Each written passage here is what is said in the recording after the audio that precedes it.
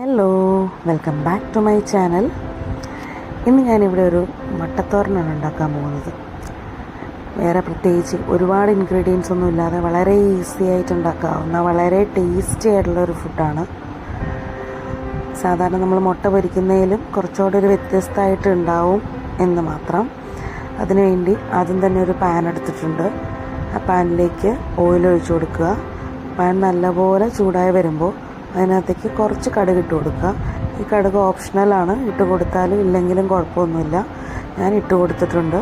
കടുക് പൊട്ടി നന്നായിട്ട് വന്നതിന് ശേഷം നമ്മൾ അതിനകത്തേക്ക് ചെറുതായി അരിഞ്ഞു വച്ചിരിക്കുന്ന സവാള ഇട്ട് കൊടുക്കുക.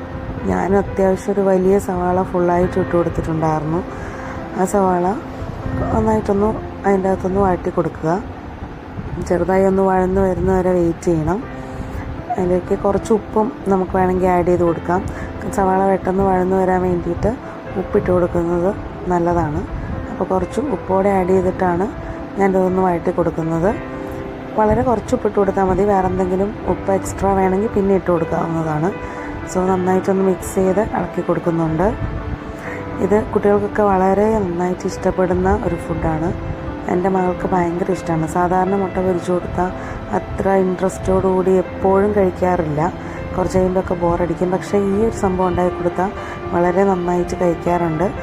പിന്നെ ഇതിന് ശേഷം ഇനി അതിൻ്റെ കുറച്ച് തക്കാളി കൂടി ഇട്ട് കൊടുക്കാം. ഞാനൊരു മുഴുത്ത തക്കാളി ഇട്ട് കൊടുത്തിട്ടുണ്ട്.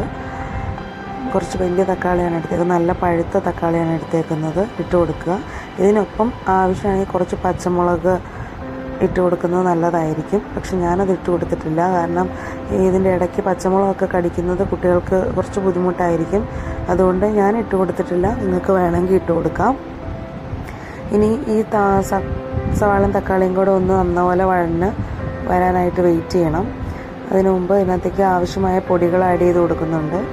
ഞാൻ ഇതിൻ്റെ അകത്തേക്ക് മഞ്ഞൾപ്പൊടി, കുറച്ച് മുളക് പൊടി, വളരെ കുറച്ചേ ഇട്ടിട്ടുള്ളൂ. ഒരുപാട് എരിവ് വേണ്ടവർക്ക് അതനുസരിച്ച് ആഡ് ചെയ്ത് കൊടുക്കാവുന്നതാണ്. ശേഷം കുറച്ച് ചിക്കൻ മസാല കൂടി ഇട്ട് കൊടുക്കുന്നുണ്ട്. ഇത്രയും ഇട്ട് കൊടുത്ത് ഒന്ന് വേവിച്ചെടുക്കുന്നുണ്ട്. കുറച്ച് നേരം ഒന്ന് മൂടി വയ്ക്കണം. അത് നന്നായിട്ടൊന്ന് തക്കാളിയൊക്കെ നല്ലപോലെ ഒന്ന് വെന്ത് വന്നതിന് ശേഷം നമുക്ക് ഇതിൻ്റെ അകത്തേക്ക് മുട്ട ഒഴിച്ച് കൊടുക്കുകയാണ് ചെയ്യുന്നത്.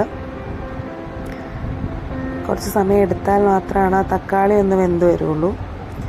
അത് വേവാതിരുന്ന് കഴിഞ്ഞാൽ മുട്ട ആക്കുമ്പോൾ ആ തക്കാളിയുടെ പച്ചച്ചുവ ഉണ്ടാവും. അതുകൊണ്ട് ഞാനതൊന്ന് വേവാൻ വേണ്ടി കുറച്ച് നേരം വെയിറ്റ് ചെയ്യുന്നുണ്ട്.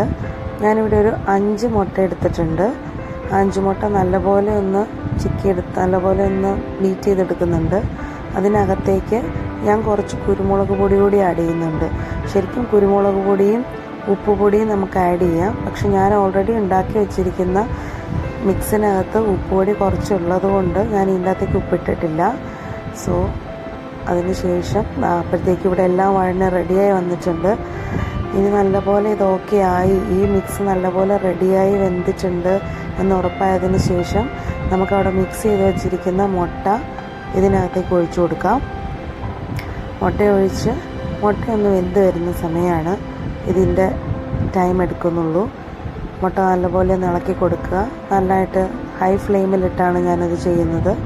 ഹൈ ഫ്ലെയിമിലിട്ടാലും എന്താണെങ്കിലും മുട്ടയുടെ എണ്ണം കൂടുന്നതനുസരിച്ച് ഇതായി വരാനുള്ള സമയവും കൂടും. ഞാനിപ്പോൾ 5 മുട്ട എടുത്തിട്ടുള്ളത് കൊണ്ട് തന്നെ അതായി വരാൻ കുറച്ച് സമയം എടുക്കും. മുട്ട നല്ലപോലെ വെന്ത് എല്ലാം വിട്ട് പോകുന്ന രീതിയിൽ കിട്ടണം. നമ്മൾ സാധാരണ മുട്ട ചിക്കുന്ന പോലെ തന്നെയാണ്. പക്ഷെ തക്കാളിയും ഒക്കെ അതിൻ്റെ അകത്ത് ഉള്ളത് കൊണ്ട് തന്നെ അതിൻ്റേതായ സമയം എടുക്കും. ഇതിനിടയ്ക്ക് നിങ്ങൾക്ക് ഉപ്പ് കറക്റ്റാണോ എന്നൊക്കെ നോക്കി ആഡ് ചെയ്യണമെങ്കിൽ കുറച്ച് ഉപ്പൊക്കെ ഇപ്പം ആഡ് ചെയ്ത് കൊടുക്കാം. അത് കറക്റ്റായിട്ട് വരും. ഇപ്പോൾ ആഡ് ചെയ്താലും പ്രശ്നമൊന്നും ഉണ്ടാവില്ല. ഏതായാലും ഞാൻ നോക്കിയപ്പോൾ അതിൻ്റെ അകത്ത് ഉപ്പെല്ലാം കറക്റ്റ് ഉണ്ടായിരുന്നു. അതുകൊണ്ട് പിന്നീട് ആഡ് ചെയ്തൊന്നുമില്ല. ഇത് ചിക്കി ഓൾമോസ്റ്റ് ഇപ്പം കുറേ നേരം ഇത് ചെയ്തിട്ടുണ്ട്. ഇപ്പോൾ ഓൾമോസ്റ്റ് റെഡി ആയിട്ടുണ്ട്. ഇനി ഇത് കഴിക്കാൻ പാകത്തിന് റെഡിയാണ്. ഒന്നുകൂടി ഒന്ന് നല്ലപോലെ ഡ്രൈ ആയി വരാൻ വേണ്ടി വെയിറ്റ് ചെയ്യാം. ഇനി അത്ര ഡ്രൈ ആയി വരുന്നത് ഇഷ്ടമല്ലാത്തവരാണെങ്കിൽ ഈ ഒരു പാകത്തിന് തന്നെ കഴിക്കുകയും ചെയ്യാം. എനിക്കിത് കുറച്ചുകൂടി ഡ്രൈ ആയി വരുന്നതാണ് ഇഷ്ടം. ഞാൻ 1 സൈഡ് ഓംലെറ്റ് ഒന്നും കഴിക്കാത്ത ഒരാളാണ്. സോ അതുകൊണ്ട് തന്നെ എൻ്റെ കുട്ടികൾക്കും അങ്ങനെ തന്നെയാണ്. സോ അതുകൊണ്ട് ഞാനത് നല്ലപോലെ ഒന്ന് ഡ്രൈ ആക്കി എടുക്കുന്നുണ്ട്.